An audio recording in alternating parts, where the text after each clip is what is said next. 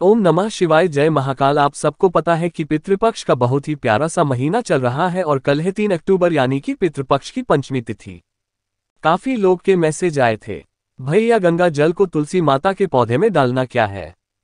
हमें समझ में तो आ गया, लेकिन बाद में उन गंगाजल का करना क्या है ये हमें समझ में नहीं आया, क्योंकि अभी रिसेंट में कथा में गुरुजी ने बहुत ही प्यारे से उपाय की बात की है, जो कि हमें तुलसी माता के पौधे में गंगाजल को अर्पण करना है, समर्पित करना है, जिससे हम अपने पितरों को खुश कर सकते हैं और वो हमें कभी भी परेशान नहीं करेंगे। ठीक है ना, कैसे करना है, क्या क्या इसके सिस्टम है, पूरी बात बताऊंगा। लेकिन उससे पहले एक शर्त है कि वीडियो को पूरा देखना होगा ना, बीच में छोड़कर भाग जाओगे तो फिर उपाय समझ में नहीं आएगा, है ना।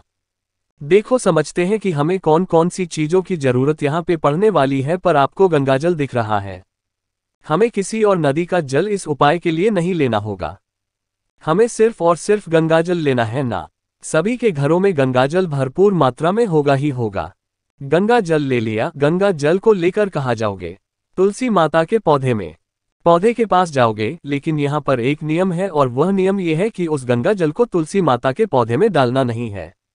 आपको यहीं पे काफी लोग परेशान होंगे, फिर क्या करोगे। आपको इस तरीके से एक कटोरी लेनी है, छोटी सी कटोरी लेना, सभी के घरों में होगा। उस कटोरी को क्या करोगे आप, तुलसी माता के पौधे के थोड़ा सा दूर में, एक कदम मतलब सतना नहीं, एकदम दूर में वहां पे रख देना। ठीक है, बैठ जाना, फेस अपना कोशिश करना साउथ डायरेक्शन में, क्योंकि इस उपाय को आपके इनके लिए कर रहे हो, अपने पितरों के लिए। और हमारे पितरी का स्थान कौन सी दिशा में होता है, दक्षिण दिशा। तो कोशिश करेंगे अपना मुख दक्षिण दिशा की तरफ करेंगे, क्योंकि उपाय किसके लिए कर रहे हो, पितृ के लिए। पहली चीज समझ में आई।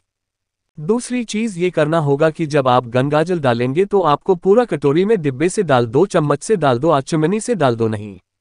आपको क्या करना होगा, उस गंगाजल को पहले अपने हाथों में करना होगा और उसके बाद उस कटोरी में गिराना होगा। लेकिन यहाँ पे नियम चेंज हो जाता है। जैसे यहाँ पे देखो, एक जो लड़का कर रहा है के सामने से गंगा जल को नीचे गिरा रहा है। ये तरीका होता है जब हम सूर्य भगवान को अर्घ्य देते हैं या फिर किसी देवी देवता की पूजन करते हैं। लेकिन जब पितरों के लिए कोई चीज करते हैं तो हमेशा कभी भी फ्रंट से नहीं गिराया जाता है, जल को साइड से गिराया जाता है। जो अंगूठा आपको दिख रहा है न इस लड़के का, तो यहां से गिराया जाता है।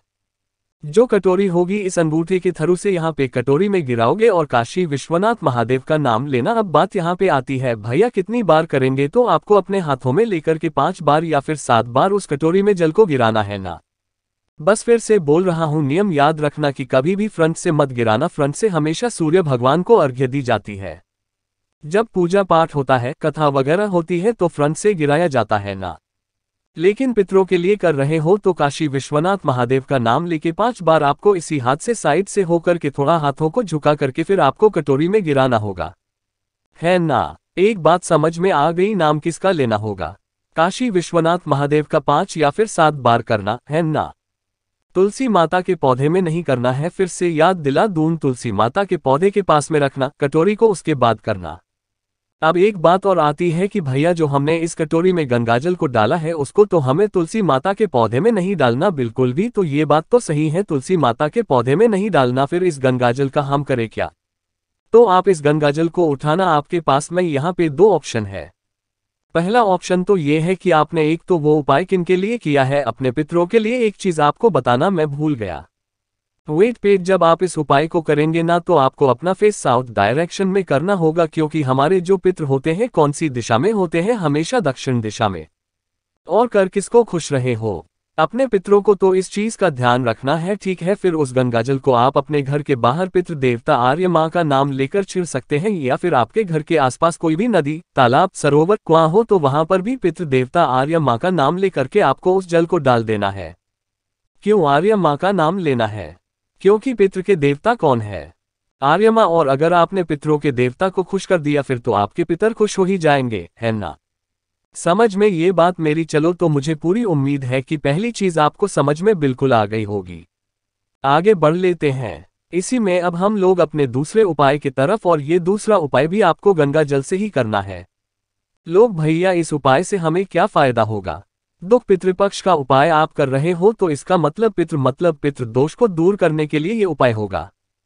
तो आपको क्या करना होगा, फिर से लेना होगा इस तरीके से गंगाजल। इस उपाय के लिए हमें कोई और जल की जरूरत नहीं है, सिर्फ और सिर्फ गंगाजल लेना और उस गंगाजल को एक तांबे के लोटे में आपको डाल देना है। गंगाजल कम मात्रा में हो तो थोड़ा सा पानी भर लो, इसमें फिर गंगाजल डाल दो। ठीक है, कलश रेडी हो गया, तैयार हो गया। इस कलश को लेना और अपने पूरे घर में एक बार घूम लेना।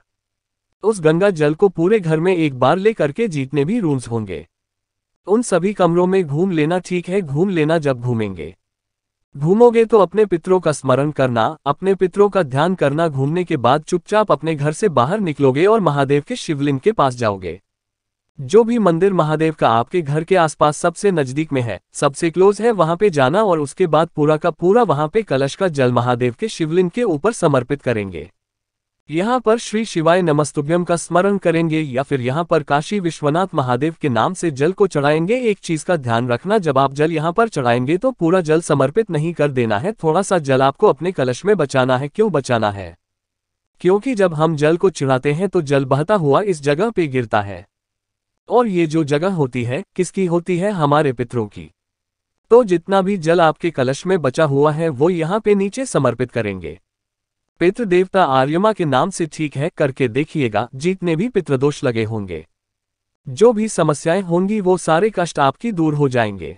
ठीक है, समझ में ये बात? चलो तो 2 उपाय की बात यहाँ पर हो गई है, आगे बढ़ लेते हैं इसी वीडियो में। अब हम लोग अपने तीसरे उपाय की तरफ, लेकिन अब ये उपाय आपको तब बताऊंगा जब आप करेंगे वीडियो को लाइक। और इस वीडियो को लाइक टारगेट रखते हैं 1000 लाइक। मुझे पूरी उम्मीद है कि आप लोग पूरा जरूर करेंगे। तो जितने भी भाई बहन मेरी समाज को पहली बार सुन रहे हैं, अचानक से चैनल पे आ गए हैं, तो चैनल को सब्सक्राइब करिएगा, ठीक है ना। देखो स्क्रीन पर क्या दिख रहा है, यहाँ पर आपको दिख रहा होगा बेलपत्र है ना, हमें लेनी होगी 3 बेलपत्र। गिनकर के पंचमी तिथि पर आपको 3 बेलपत्र लेनी है।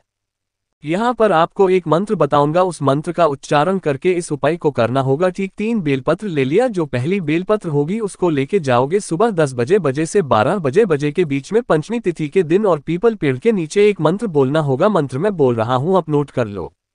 ओम श्री श्री श्री पितृदेव भयो नमः। फिर से बोल रहा हूँ, ओम श्री श्री श्री पितृदेव भयो नमः। इस मंत्र का उच्चारण करके उस बेलपत्र को पीपल पेड़ के नीचे रखना है ना। दूसरा बेलपत्र फिर से उठाना और दूसरे बेलपत्र को वट वृक्ष के नीचे ले करके ना, टाइम इन वही रहेंगी सुबह 10 बजे से 12 बजे के बीच में। और जो दूसरा बेलपत्र समर्पित करोगे वहां पर भी आपको यही मंत्र बोलना होगा, ओम श्रीं श्रीं श्री पितृदेव भयो नमः, है ना। इस मंत्र का उच्चारण करना। बाकी जो तीसरी बेलपत्र होगी वो पितृ के जो तुल्य माने जाते हैं। बेल का पेड़ वहां पर भी सुबह 10 बजे से 12 बजे के बीच में तीसरी बेलपत्र को रखना, और ओम श्रीं श्रीं श्री पितृदेवताभ्यो नमः इसका स्मरण करते हुए, उच्चारण करते हुए तीसरी बेलपत्र भी समर्पित कर देना।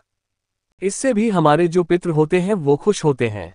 जितने 3 पेड़ मैंने आपको बताया है ये किनके तुल्य होते हैं?